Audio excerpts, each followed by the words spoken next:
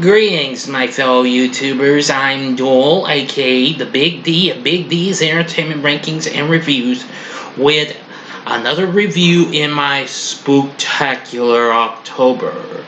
Now, this review is going to be the first of two blaxploitation horror flicks.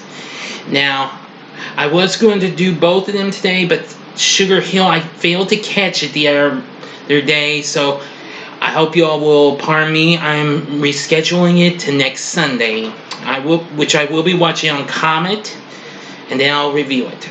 But I'm going to review the other one. So now, without further ado, I bring to you Blacula.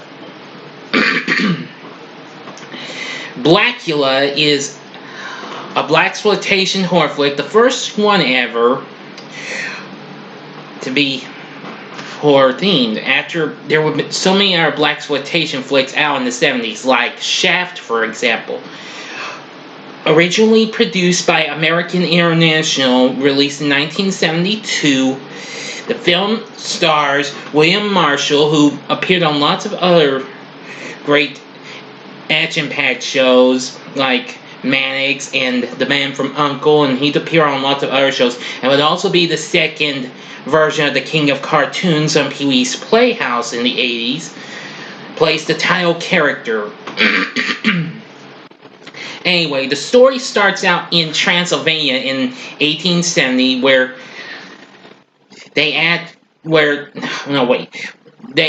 is this here African prince named Mama Waldy and his wife Luva have a meeting with Dracula, who apparently looks just ordinary human at first. But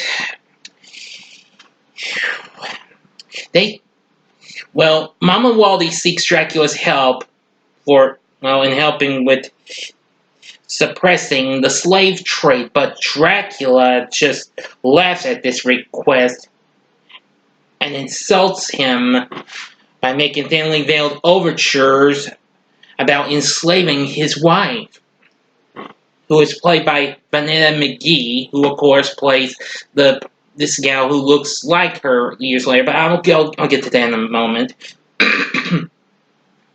Soon, as they try to leave, Mama Waldy's attacked by Dracula's men and is soon bitten by Dracula and is cursed with his name.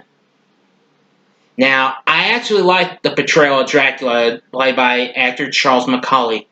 You shall be Blacula. And soon,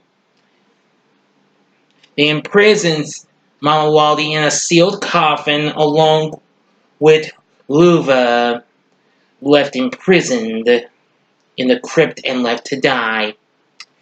After we get ourselves a real cool intro credits scenes and what have you, which is really cool and has great music. You may not get to hear much spooky stuff like you hear in actual horror flicks. Excuse me. But you'll instead get to hear some R&B and what have you, but I think you're going to love the opening song. It's really cool. It also includes music from the R&B act called the Hughes Corporation, and this was before they even had a hit with Rock the Boat in 1974. Anyway, it takes place, after... I'm getting back behind, my apologies. Whew.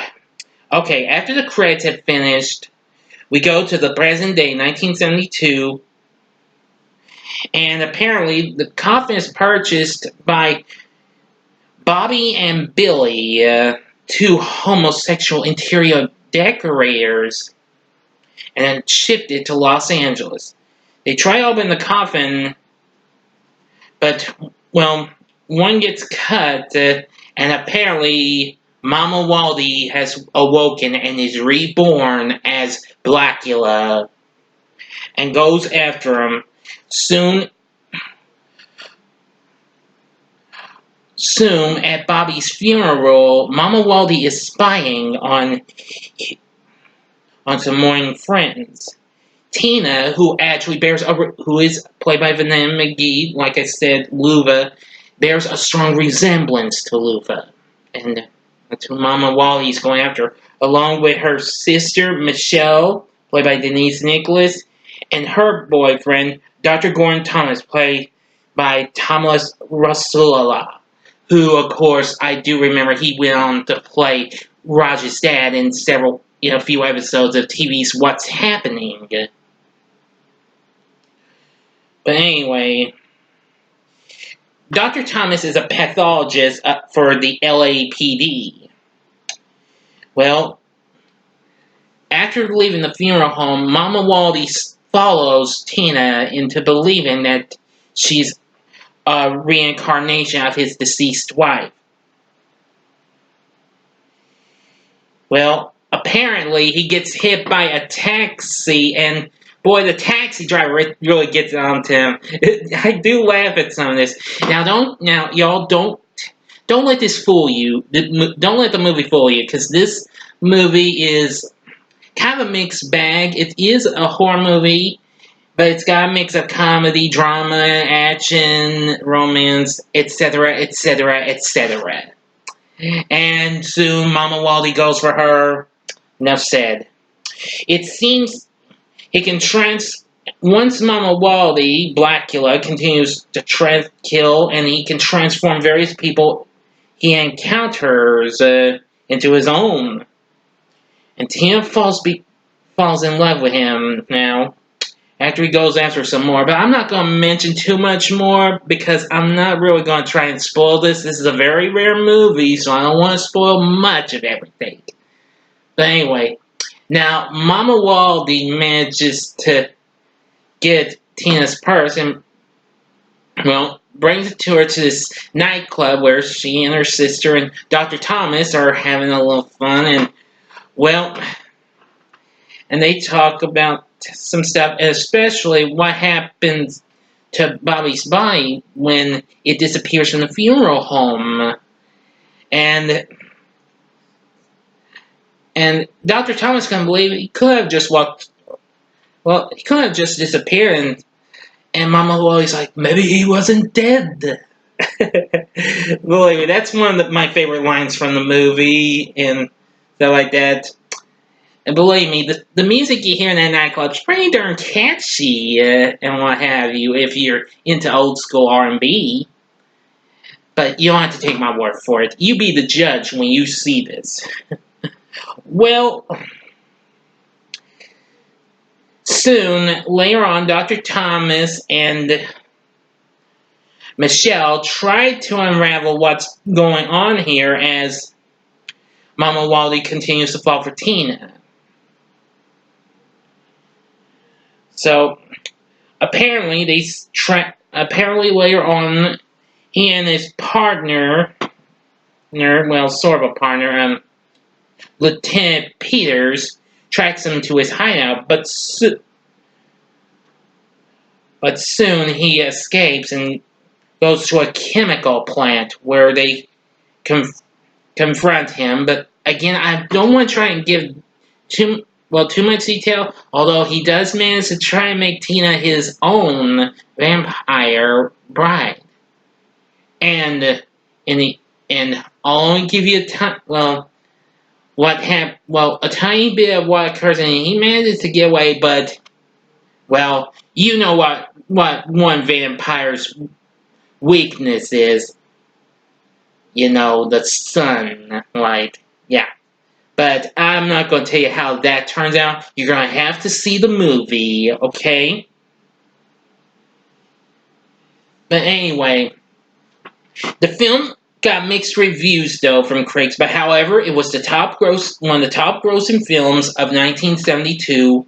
And then the following year, it spun out a sequel, which was Scream Blacula Screaming. I might review that sometime, but I'm not going to just yet. But I'll do it in the future. Anyway, it was followed by many other blaxploitation-themed horror flicks, like Sugar Hill, which was also from American International. Now, another film called Blackenstein was to follow up Blacula, but unfortunately, they were too busy with the sequel to this, and they sent Blackenstein to another studio. I have seen that movie, but I just kind of wasn't too thrilled with it much. It was alright, but Now, anyway, now, it's very rare to find Blacula. It is on DVD. You could probably get for maybe about less than $20 on Amazon, maybe less than $20 or $15. But you can find it on streaming services like Vudu, but you gotta buy or rent the movie, though, unfortunately. It was on Prime, but it isn't anymore. I'm sorry to say. You probably would also have to try to rent or buy that, too. Sorry. But if you would like to see this movie, now the trailers are up on here, so you might want to check it out. Because now I would warn you though, the movie's rated PG, so don't expect much. Well, gore and what have you. Because like I said, this was rated PG. But I think you'll really like Blacula. You may like it, or you may not. You be the judge, okay? Oh yeah, there is another way you can get it. It is on Blu-ray. A few years back, Shout Factory Scream Factory label released a double feature of both Blacula and Scream Blacula Scream. You can get that for a pretty decent price of less than $20 on Amazon. So if you really want to see a black vampire that came long before Eddie Murphy and Vampire in Brooklyn, you need to see Blacula. I think you'll really like it. I love the performances we got from William Marshall and most of the cast. I love the music. Some of the moments was pretty good. Oh yeah, I almost forgot.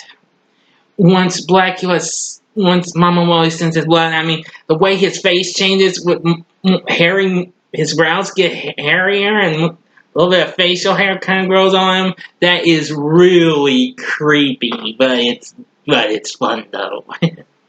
But anyway, tell me what you thought about this movie if you have seen it. But if you haven't seen it, I strongly advise you to check it out. I think you really like it. Well, let me know what you thought about this in the comments section if you have seen it. Like and subscribe to my channel. Thank you very much for watching.